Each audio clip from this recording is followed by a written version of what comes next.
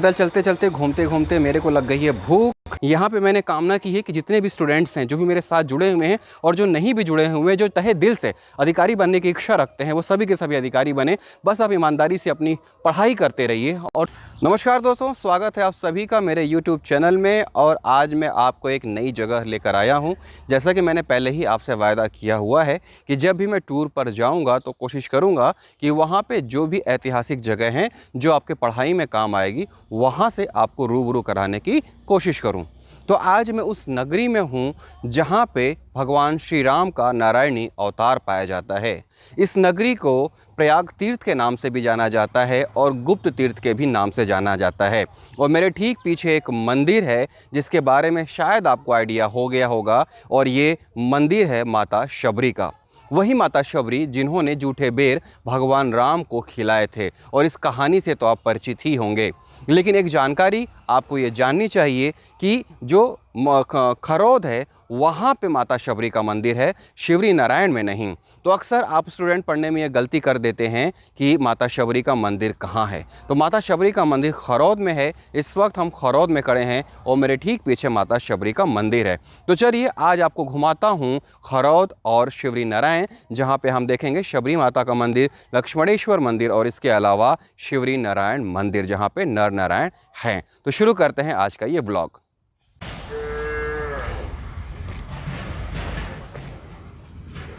तो दोस्तों हम पहुंच गए हैं माता शबरी के मंदिर जो खरौद में है। और देखिए ये एक सुरक्षित स्मारक है और ये प्राचीन स्मारक पुरातत्वीय स्थल अवशेष अधिनियम 1958 के द्वारा इसे राष्ट्रीय महत्व का घोषित किया गया है। ये है वो गेट जो खरौद में है और इस गेट से हम माता शबरी के मंदिर में प्रवेश करेंगे। और ये हम मंदिर के भीतर घुसे और ये देखिए ये ईंटों का निर्मित वो मंदिर है। मंदिर में प्रवेश करने से पहले मैं मंदिर का आपको बाहर का स्ट्रक्चर दिखाता हूँ कि बाहर से दिखने में आखिरकार ये कैसा है। किताबों में तो आप लगातार पढ़ते ही रहते हैं, लेकिन किसी चीज़ को जब आप साक्षात देख लेते हैं या फिर उसका वीडियो देख लेते हैं तो आपको वो चीज़ें नहीं भूलती हैं। देखिए ये है वो मंदिर का हिस्सा और ये ईंटों से निर्मित है। और भारत में कम ही मंदिर ऐसे हैं जो कि ईंटों से निर्मित हैं और ये मंदिर भी उन्हीं में से एक है। खरौद में छठवीं शताब्दी में इस मंदिर को स्थापित किया गया था और ये ईंटों से स्थापित है। और ईंटों से स्थापित जो मंदिर है वो कम ही मिलते हैं। तो ये बाहर से आपने शबरी माता के मंदिर को देख लिया। अब मैं मंदिर के भीतर प्रवेश करता हूँ और वहाँ आपको दिखाता हूँ कि मंदिर देखने में कैसा है। इस वक्त हम आ चुके हैं माता शबरी के मंदिर में और ये देखिए वो माता शबरी का ऐतिहासिक प्रतिमा और उसके पहले ये गेट। ये देखिए कितनी पुरानी नक्काशी है। जैसा कि आप जानते हैं कि बहुत ही प्राचीन ये मंदिर है और ये जो कलाकृतियाँ मंदिर के गेट पे दिखाई दे रही हैं उससे आप इसकी भव्यता और इसकी प्राचीनता का अनुमान लगा सकते हैं। ये हम मंदिर के गर्भगृह में प्रवेश कर गए और ये है माता शबरी जिसके साक्षात दर्शन आप यहाँ पे कर पा रहे हैं मेरे इस YouTube चैनल के माध्यम से, क्योंकि मेरी कोशिश रहती है कि मैं आपको ज़्यादा से ज़्यादा जानकारियाँ उपलब्ध करा पाऊँ और उन्हीं में से एक है। और ये जो मंदिर है भारतीय पुरातत्व सर्वेक्षण विभाग द्वारा 1916 से संरक्षित है। और मंदिरों की दीवारों और स्तंभ में भगवान राम लक्ष्मण की धनुर्धारी मूर्ति स्थापित है। छत्तीसगढ़ पर्यटन द्वारा प्रकाशित विवरणिका में श्री राम के प्रति जो निष्ठा श्रद्धा है वहाँ पे खरौद के शबरी मंदिर का चित्र विस्तृत रूप से दर्शित है। ये जो खरौद है उसके आसपास लोगों की शबरी की मूर्ति और मंदिर पर अगाध श्रद्धा है, बहुत ही ज़्यादा श्रद्धा है। और यहाँ पर लोग हमेशा आते रहते हैं और माता शबरी का आशीर्वाद लेते हैं। इस वक्त हम मंदिर के गर्भगृह में ही स्थित हैं और यहाँ पे हमारे साथ खड़े हैं भोलाराम सिद्धार, जो कि पहले शिक्षक हुआ करते थे, रिटायर हो चुके हैं और अब ये माता शबरी के मंदिर में ही रह के यहाँ पे पूजा करते हैं और माता की सेवा करते हैं। इस मंदिर के बारे में कुछ बताइए, कुछ खासियत बताइए। यह मंदिर छठवीं शताब्दी का निर्मित है। हरा वंश के द्वारा निर्मित किया गया है और सौरा जाति के ये जो देवी है वो कुल देवी कहती है। इसके सेवक जो हैं शुरू से हमारे गुरुदेव श्री गुरुदेव उपाध्याय जी रहे हैं और आज भी हमारे जो आदिवासी सौरा समाज जो है यहाँ अपना उसको वंशज मानते हैं और पूरी आस्था है। तो देखिए खरोद में कितनी ज़्यादा आस्था है माँ शबरी के प्रति। हमारे ठीक पीछे आप देख सकते हैं माता शबरी हैं जिनकी पूजा अर्चना यहाँ पे की जा रही है और यहाँ पे सेवक हैं जो यहाँ की सेवा कर रहे हैं और सौरा जनजाति के लोग काफ़ी ज़्यादा अगाध श्रद्धा से इनकी पूजा करते हैं और ये भी अपनी नौकरी के बाद यहाँ पे श्रद्धा से पूर्वक यहाँ पे पूजा ही कर रहे हैं। तो ये है शबरी जी का मंदिर, शबरी माता का मंदिर जो 6वीं शताब्दी का बना हुआ है। यहाँ से हम आगे चलते हैं और आपको अब दिखाएंगे लक्ष्मणेश्वर मंदिर। 6वीं शताब्दी के शबरी मंदिर से आखिरकार अब हम निकल रहे हैं लक्ष्मणेश्वर मंदिर के लिए और ये माता शबरी का प्रसाद मुझे मिला है जो मैंने अपनी जेब में रख लिया है। थोड़ी देर बाद मैं इस प्रसाद को ग्रहण करूंगा। तो शबरी मंदिर का ऐतिहासिकता से आप परिचित हो ही चुके हैं, बाकी रामायण की कहानी आप जानते ही हैं और अब ये विजुअल्स देखने के बाद उम्मीद करता हूँ कि इससे बारे में संबंधित कुछ और जानकारियाँ भी आपको मिल गई होगी। और एक बात तो ख़ास तौर से कि शबरी माता का मंदिर शिवरी नारायण में नहीं, खरौद में है। चलते हैं लक्ष्मणेश्वर मंदिर। तो अब हम आ गए हैं लक्ष्मणेश्वर मंदिर। मेरे ठीक पीछे आप बोर्ड देख सकते हैं, खरौद जिला जांजगीर चांपा लक्ष्मणेश्वर शिव मंदिर। आपको हमेशा एक कन्फ्यूज़न होता है कि शिरपुर का लक्ष्मण मंदिर और ये खरौद का लक्ष्मणेश्वर मंदिर दोनों में भगवान कौन से विराजमान है। तो साफ तौर पे देखिए लक्ष्मणेश्वर शिव मंदिर और उसको याद करने का एक सीधा सा तरीका है कि आप ये याद कर लें लक्ष्मण और लक्ष्मण के ईश्वर। तो लक्ष्मण के ईश्वर कौन थे? लक्ष्मण के ईश्वर थे भगवान शिव। तो लक्ष्मण धन ईश्वर इज इक्वल टू लक्ष्मणेश्वर। और जब इस बात को आप याद रखेंगे तो आपको याद रहेगा कि खरौद का जो लक्ष्मणेश्वर मंदिर है वो भगवान शिव का मंदिर है। तो चलिए अब आपको दर्शन कराते हैं लक्ष्मणेश्वर मंदिर का। जैसा कि आप जानते हैं कि जो शिवरी नारायण है वो श्री राम वनगमन परिपथ के अंतर्गत आता है, इसीलिए छत्तीसगढ़ सरकार टूरिज़्म के अंतर्गत डेवलप करने के लिए बहुत ज़्यादा विकास कार्य कर रही है और प्रमोट भी कर रही है। ये मंदिर के बाहर जहाँ पे लोग पूजा सामग्री को वितरित कर रहे हैं और इनसे इनका रोजगार चलता है। और ये हमारे ठीक सामने वो मंदिर जिसको कि आप लक्ष्मणेश्वर मंदिर के नाम से जानते हैं और ये है मंदिर खरौद के भीतर। यहाँ पे भगवान शिव विराजमान है। बहुत ही प्राचीन ये मंदिर है, पुरातत्व सर्वेक्षण विभाग द्वारा संरक्षित है। मंदिर के ठीक बाहर एक छोटा सा शिव मंदिर और भी है और उसके बाद ये गेट जहाँ से हम मंदिर के भीतर प्रवेश करेंगे। ये बुज़ुर्ग अम्मा यहाँ पे बैठी हुई ही हैं और ये देखिए महामाया का नाम यहाँ पे लिखा हुआ है। ये वो गेट है जिससे ये हम अंदर घुस रहे हैं और इसके ठीक बगल में ये प्राचीन कुआं जिसका काफ़ी ज़्यादा ऐतिहासिक महत्व है। और इस ऐतिहासिक महत्व के बारे में हम बहुत ज़्यादा बात नहीं करेंगे क्योंकि सिर्फ इतना ही पता है कि हाँ ये जो कुआं है वो काफ़ी ऐतिहासिक महत्व का है। और यहाँ से आपको मिलेगी लखनेश्वर शिव मंदिर के बारे में जानकारी, जो ये बताया गया है कि कहाँ पे ये स्थित है।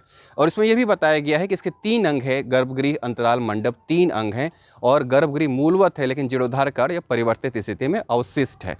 संस्कृति एवं पुरातत्व विभाग की ये व्यवस्था। लक्ष्मणेश्वर मंदिर ये देखिए हिंदी में लिखा हुआ है 8th सेंचुरी का ये मंदिर है और ये राज्य संरक्षित स्मारक है।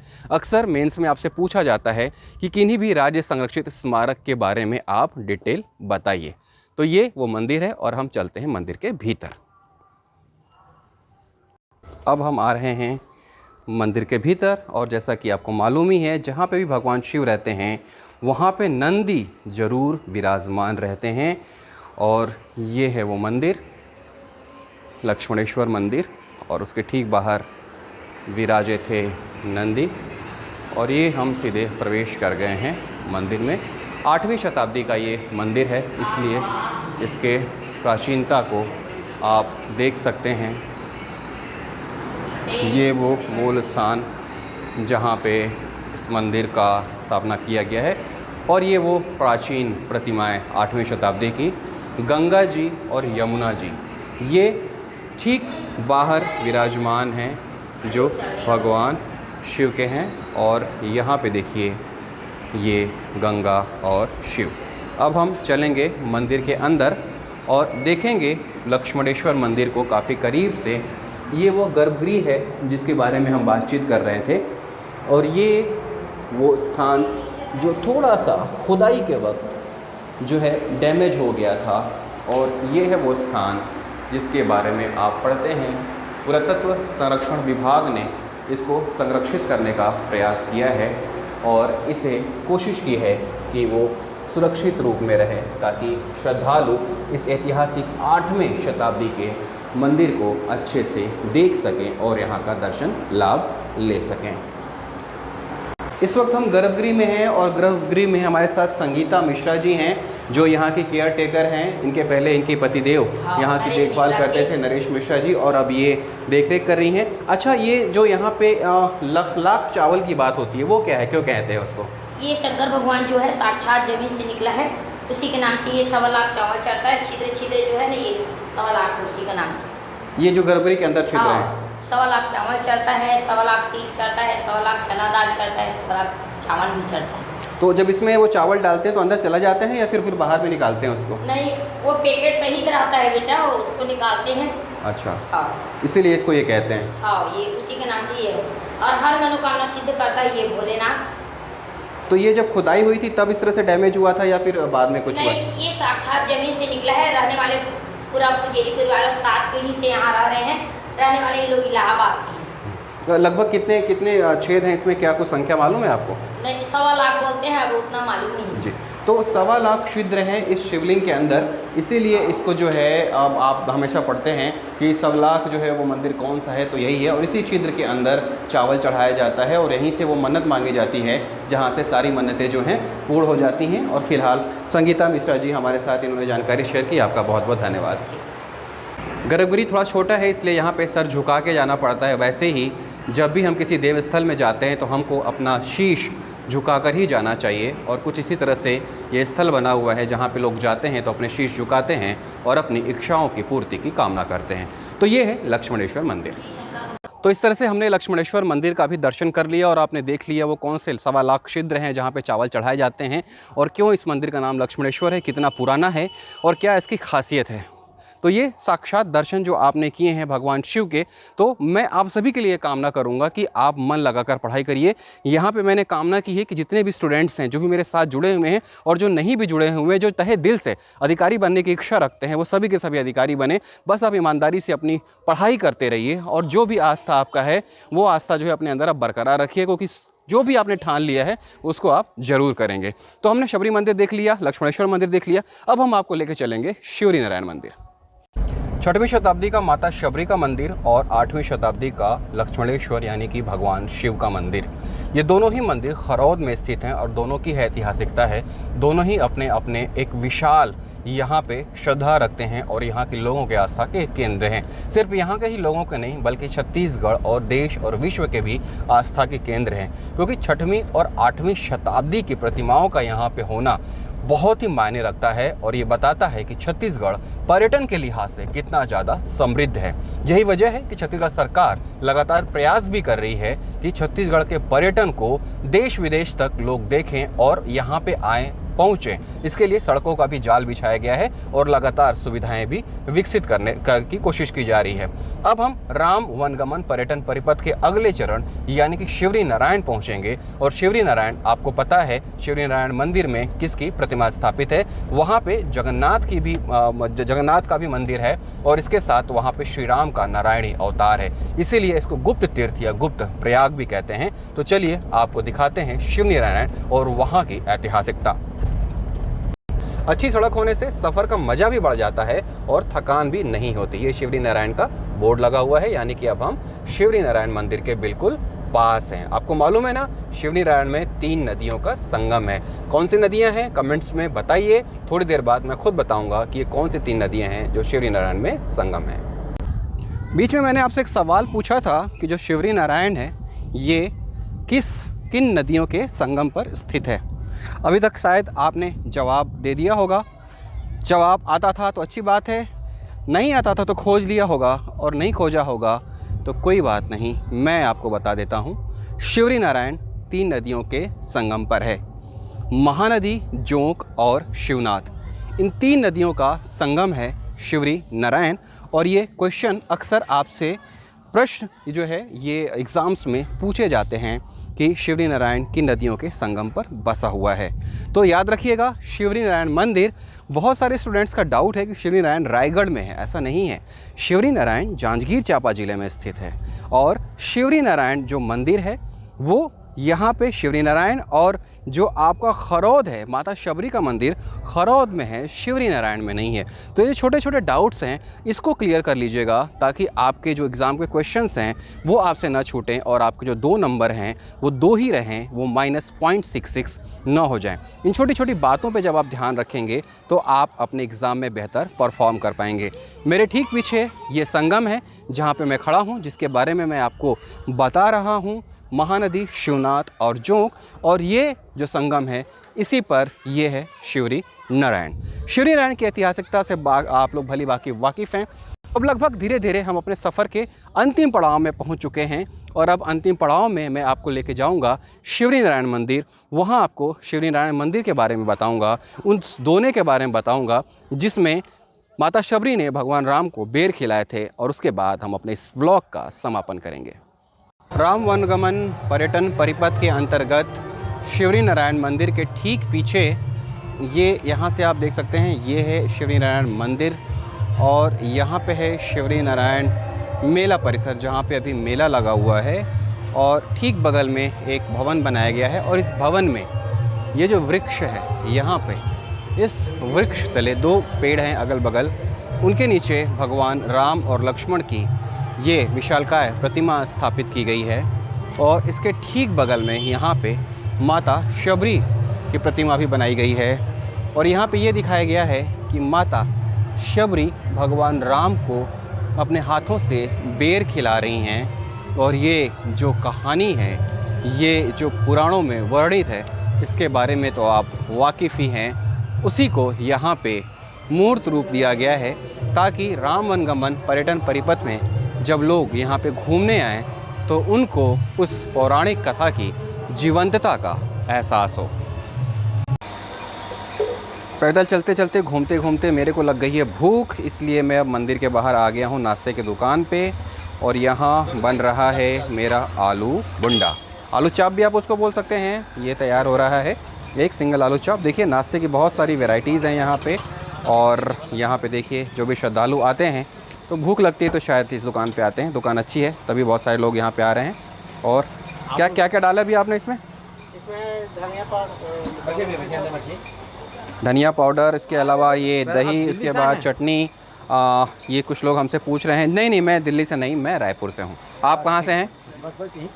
अच्छा, आप सब लोग यहीं के हैं। हाँ, यहाँ ये दिख रहे हैं सब। हाँ, तो मैंने स्थानीय आदमी है तो छत्तीसगढ़िया में गोठिया आना चाहिए ना। हाँ तो छत्तीसगढ़ी गुठियान सर, आप गुठियाती नाम से गुठिया पहना आप सवाल पूछ बताओ। ये बन गया मेरा आलू चाप, और अब मैं आलू चाप खाने जा रहा हूँ। नाश्ता कर लिए हैं, पेट भी भर गया है। वैसे तो मार्केट की चीज़ें नहीं खानी चाहिए, लेकिन कई बार काम के सिलसिले में ऐसा हो जाता है कि खाना नहीं मिलता है, तो जब भूख लगती है थोड़ा बहुत कुछ खा भी लेना चाहिए।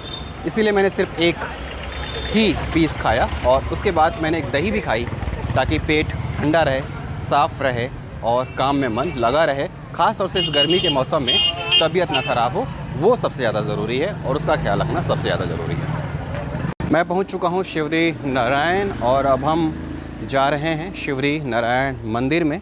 और मैं ये शिवरी नारायण मंदिर के रास्ते में हूं, चूँकि ये रास्ता काफ़ी सकरा है और किनारे किनारे दुकानें हैं, जैसा कि आप देख सकते हैं दोनों ही तरफ दुकानें हैं, इसलिए पैदल ही यहाँ पे जाया जा सकता है। और ये यहाँ की सहूलियत के लिए है कि जो भी श्रद्धालु यहाँ पे आएँ वो पैदल ही आएँ, ताकि यहाँ पे जो यातायात सुविधा है वो सुचारू रूप से बना रहे और किसी तरह की जाम की स्थिति निर्मित ना हो।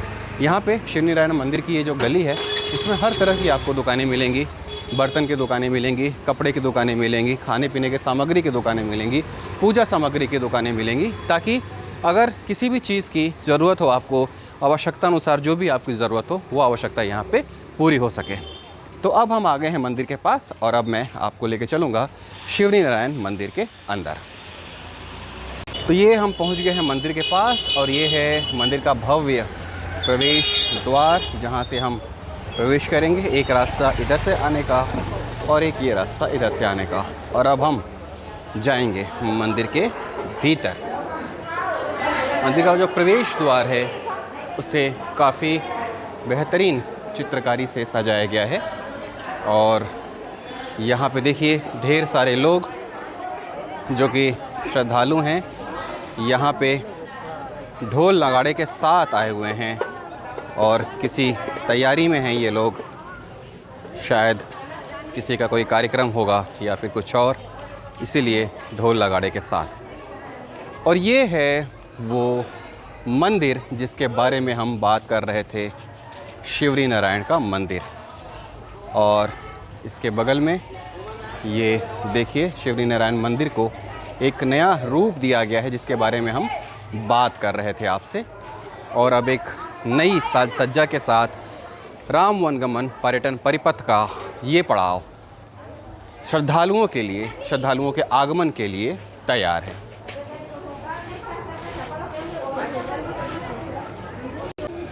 हम चलते हैं मंदिर के अंदर और देखते हैं शिवरी नारायण का मंदिर, जो कि काफ़ी ऐतिहासिक महत्व का है। यहाँ पे लोग आते हैं और दर्शन करते हैं। यहाँ पे बाबा जी हमारे साथ हैं। बाबा जी क्या नाम है आपका? मेरा नाम है कमल पांडे। इस मंदिर की कुछ खासियत बताइए। हाँ, इस खासियत है, जब शिवनारायण भगवान आए थे तो जगन्नाथ जी से स्वयं मूर्ति निकले थे। और ये शिवरी नारायण जिसका नाम है मेन महत्व जी, वहाँ सामने देख के तो पता चलता है, जिसको बता रहे हैं जी, इसी का नाम है कि जब एक साल में एक बार जगन्नाथ जी स्वयं यहाँ दर्शन करते हैं जी। और यहीं से वो उसका दर्शन होता है माघी पूर्णिमा के मेले में, जिसका 15 दिन का मेला लगता है। और इस पर्व में अभी जो नवा साल निकला है, जो नवरात्रि के पर्व में, तो नया महीना नया मेला बनाया गया है इसको। तो ऐसा बोलते हैं कि जब वहाँ पे जगन्नाथ मंदिर कपाट बंद होते हैं तो भी यहाँ खुले रहते हैं? यहाँ खुले रहते हैं, वहाँ बंद रहता है सर। वहाँ 24 घंटा वहाँ बंद रहता है। यहाँ पे जो मंदिर है, मंदिर के भीतर प्रतिमा किसकी है? राम और लक्ष्मण की। अच्छा, नर नारायण बोलते हैं। और कौन सा रूप है? नारायणी रूप भी बोलते हैं यहाँ पे, श्री राम भगवान का है। तो राम का रूप है, नारायण जी का। हाँ जी। जिस समय सीता माता चोरी हो गई थी और यहाँ से लंकापुरी के लिए प्रस्थान किए गए हैं, जिसका आपको सर्व प्रतिमा बताएंगे। यहाँ चरण पादुका राम जी का है। चलिए, तो यहाँ चरण पादुका राम जी की रखी हुई है। नर नारायण मंदिर है यहाँ पे। मंदिर में श्रद्धालुओं का तांता लगा हुआ है। लगातार लोग आ रहे हैं शिवरी नारायण मंदिर के दर्शन करने के लिए। यहाँ पे श्री राम और लक्ष्मण के दर्शन करने के लिए हम भी मंदिर के भीतर प्रवेश कर रहे हैं और हम भी कोशिश करेंगे दर्शन करने की श्रद्धालुओं के साथ। यहाँ पे आप देखिए श्रद्धालुओं की भीड़, खास तौर से महिलाएं जो लगातार यहाँ पे आ रही हैं और दर्शन करने की कोशिश कर रही हैं। तो इस वक्त हम मंदिर के ठीक बाहर खड़े हैं। मेरे ठीक पीछे आप देख सकते हैं कि मंदिर का यहाँ से वो जो एक पुंज है ज्योति की, वो आपको दिखाई दे रही है, वही है शिवरी नारायण मंदिर। और वहीं पे विराजे हैं नर नारायण, भगवान राम और लक्ष्मण की मूर्ति है। चूँकि भीतर फ़ोटो खींचना मना है, इसलिए हम आपको भीतर लेके नहीं जा सकते, लेकिन शिवरी नारायण मंदिर की इस ऐतिहासिकता को हम दूर से ही आपको दिखा रहे हैं, ताकि आप इसकी ऐतिहासिकता को भली भांति समझ जाएं। और जब भी आपको मौका मिले, एक बार यहाँ आके अपने शीश को ज़रूर नवाजें, एक बार आके दर्शन ज़रूर करें, क्योंकि यहाँ की ऐतिहासिकता काफ़ी पुरानी है, यहाँ की मान्यता काफ़ी पुरानी है। और ख़ास तौर से जब छत्तीसगढ़ शासन ने टूरिज़्म के लिहाज से डेवलप करने के लिए राम वनगमन पर्यटन परिपथ बनाया है, और इस पर्यटन परिपथ के लिए तकरीबन 133 करोड़ रुपए से ज़्यादा खर्च किए जा रहे हैं। और ये जो शिवरी नारायण है, यहाँ के भी डेवलपमेंट के लिए 33 करोड़ रुपए से ज़्यादा खर्च किए जा रहे हैं। ऐसे में ये बनता है कि आप यहाँ पे आएँ, ज़रूर आएँ और एक बार शिवरी नारायण में आके भगवान के इस चौखट पे माथा ज़रूर टेकें, ताकि आपको नर नारायण के मंदिर के भी दर्शन हो और साथ ही साथ जगन्नाथ के उस रूप का भी दर्शन हो। जब पुरी में चौखट बंद हो जाते हैं तो यहाँ पे चौखट खुले रहते हैं। इसी बात से इसकी ऐतिहासिकता का अंदाज़ा लगाया जा सकता है। और ठीक पीछे आप देखिए श्रद्धालु लगातार भीतर प्रवेश कर रहे हैं। हम भी भीतर प्रवेश करेंगे, लेकिन वहाँ मैं कैमरा बंद करके जाऊँगा, क्योंकि भीतर कैमरा चलाना अलाउ नहीं है। शिवरी नारायण एक संरक्षित स्मारक है और ये भी ऐतिहासिक है। और इसकी ऐतिहासिकता के साथ साथ इसकी जो एक धार्मिक आस्था है, वो भी बहुत ही ज़्यादा अगाढ़ है, गहरी है। ये देखिए वृक्ष, जहाँ पे लोग अपनी मन्नत की चुनरी बांधते हैं और ये मांगते हैं कि उनकी सारी मन्नतें पूरी हो। यहाँ पे कुछ खास लोग जो खड़े होकर फ़ोटो खिंचवा रहे हैं। और ये वो प्राचीन मंदिर जिसकी ऐतिहासिकता आप इन प्राचीन प्रतिमाओं की कलाकृतियों को देख के कर सकते हैं। कितनी खूबसूरती से उस पुराने ज़माने में इसको उकेरा गया है। 6वीं से 8वीं शताब्दी की बात जब हम लोग करते हैं, तब सोचिए कि कितना उन्नत कलाकार रहे होंगे, जिन्होंने इतनी गूढ़ डिज़ाइन को बहुत ही आसान तरीके से इन पत्थरों को तराश कर यहाँ पे सामने रख दिया है, जो आज भी हम इस शताब्दी में देख पा रहे हैं। हम शिवरी नारायण मंदिर के बाहर खड़े हैं और मेरे ये ठीक पीछे वो पेड़ है जिसकी ऐतिहासिकता आज भी विराजमान है, क्योंकि ऐसा माना जाता है कि ये वही स्थान है जब भगवान राम अपने वनवास के दौरान पहुँचे थे, तो यहीं पर माता शबरी उनका इंतज़ार करते हुए मिली थीं और इसी स्थान पर माता शबरी ने भगवान राम को बेर खिलाए थे। बेर खट्टे न हो, मीठे हों, इसलिए माता शबरी ने पहले खुद उन बेर को चखा और उसके बाद भगवान राम को खाने दिया। इस पेड़ की खासियत ये है कि जो इसके पत्ते हैं ये दोने के आकार के हैं, दैट मीन्स कि एक बाउल के आकार के हैं, कटोरी के आकार के हैं, और इसी पेड़ के पत्तों में माता शबरी ने भगवान राम को वो बेर खिलाए थे। मेरे हाथ में वही पत्ता है और जब आप इस पत्ते की शेप को ऐसे रखेंगे तो आप देखेंगे कि इसमें गड्ढा यहाँ पे बना हुआ है और इसी गड्ढे को दोने का शेप दिया जाता है और ऐसा माना जाता है कि ये वही पत्ता है जिसमें माता शबरी ने भगवान राम को बेर खिलाए थे। तो ये जो पेड़ है आज भी विराजमान है, इसकी ऐतिहासिकता आज भी यहाँ पे देखी जा सकती है और लोग जब भी मंदिर में प्रवेश करते हैं तो सबसे पहले इस पेड़ के पास आते हैं, इस पेड़ को नमन करते हैं, यहाँ पे उस पेड़ की भी पूजा होती है और उसके बाद यहाँ पे ठीक पीछे ये वो मंदिर है जहाँ पे लोग जाते हैं और नर नारायण राम लक्ष्मण की पूजा करते हैं। तो इस तरह से शिवरी नारायण का ये ऐतिहासिक महत्व है जो अब राम वनगमन पर्यटन परिपथ के रूप में विकसित हो सकता है।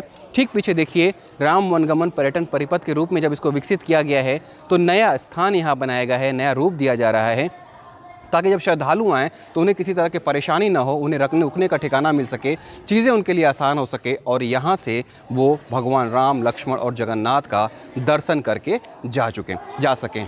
हमारे ठीक पीछे कुछ लोग हैं जो बाजा बजा रहे हैं और चूँकि आज ये मेरा ब्लॉग अब इसी के साथ ख़त्म होने वाला है तो मैं इन सभी से निवेदन करूँगा कि भगवान के नाम पे थोड़ा सा कुछ एकाक धुन हो जाए और ये जो ऐतिहासिक नगरी है शिवरी नारायण उसके बारे में कुछ आप बजा सकें। तो कुछ एकाक धुन हो जाए, कुछ भी एकाक मिनट का कोई भी धुन हो जाए। तो ये वो लोग